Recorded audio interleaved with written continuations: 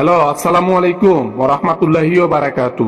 ওবায়দুল কাদের, আমি ডাস্টবিনের তল থেকে বলতেছিলাম। আরে হাসিনা আপা এতদিন পর মনে করলেন? হ্যাঁ, হুট করে মনে করার কারণ কি? নিজে পলাইয়া পিছন মারা দিয়ে ভালোই আছেন। ওয়ালাইকুম আসসালাম। আরে ওবায়দুল কাদের, আমি কি করব? তোমাদের জন্য কিছু করার নাই, বুঝছো? আসলে ক্ষমতা হারিয়ে নিজে শূন্য হয়ে গেছি, তোমাদের জন্য কিছু করতে পারলাম না। তুমি কি এখনো ডাস্টবিনে আছো? ও ম্যাডাম, এখনো ডাস্টবিনে আছি। কি করব?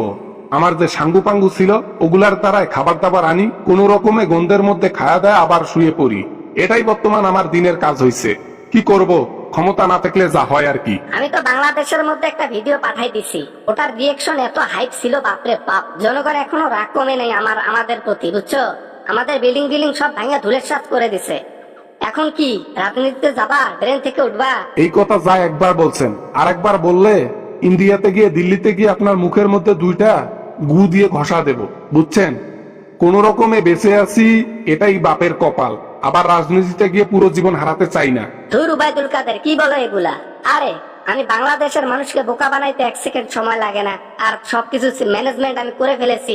তোমরা গুলা যদি না থাকো তাহলে আমি কেমনে কি করব? নেতা কেতা লাগবে না, মন্ত্রী তো লাগবে আমার। না না না, কাউয়া কাদের আর মন্ত্রিত্ব চায় না। কাউয়া কাদের বাকি দিন কয়টা ভালোভাবে খেতে চায়, ভালোভাবে যেন জীবন কাটাতে পারে, এটাই চায়। ঠিক আছে, কাউয়া কাদের পিছন ছাইরা দেন। এখন অন্য মন্ত্রী খোঁজেন, আমাকে খোঁজার দরকার নেই। তোমাদের ছাড়া কিছু হবে? শিয়ান মাল লাগবে আমার, শিয়ান মাল। তুমি তো কম শিয়ান নও, ঠিক আছে? তোমাদের মতো শিয়ান মাল 2-3টা থাকলে তোমাকে এত খোঁচাখুচি করতাম না। তোমার মতো 2-1 পিস তো নাই, তোমাকেই লাগবে। বলো, আসবা? না ম্যাডাম, আমার দ্বারা আর ওইভাবে রাজনীতি হবে না।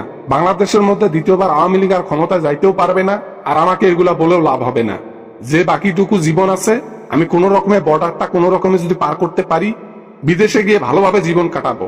তাও রাজনীতি এবং আপনার পিছন ধরবো না।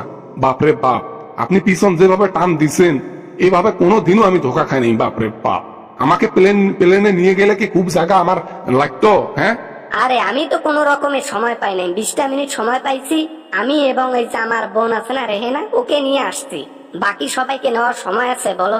নিজের জীবন বাঁচাতে কোনো রকমে প্লেনে উঠে দিল্লিতে গিয়ে পা দিছি। হ্যাঁ, আপনি দিল্লিতে গিয়ে পা দিয়ে সেফ ভাবে ভালোভাবে আছেন, খাচ্ছেন, ঘুরতেছেন, মোদির সাথে ভালোই দিন কাটাচ্ছেন। এখন এটাই যদি আপনার মনের মধ্যে থাকতো যে আপনি পালাবেন, 2-1 দিন আগে আমাদেরকে জানাইলে আপনার কি খুব ক্ষতি হতো?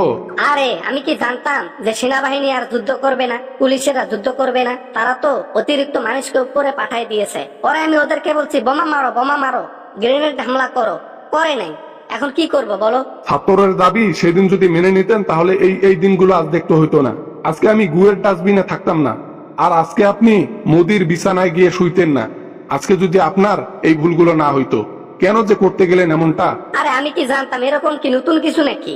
16 বছরে এরকম অনেক কিছু ঘটে গেছে। তখন তো লোকেরা অনেক ভয় পাইতো। কে জানতো যে এখন মানুষ বুক পেতে দেওয়া শিখে গেছে, মানুষ এখন জান দেওয়া শিখে গেছে।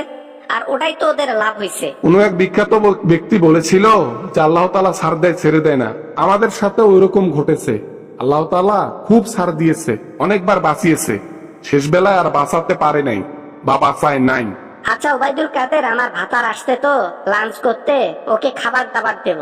ফোনটা রেখে দিলাম। হ্যাঁ, তোমাকে আমি এই বিষয়ে কথা বলবো একটু পরে। হ্যাঁ, পরে ফোন করে তোমার সাথে বিস্তারিত কথা বলবো।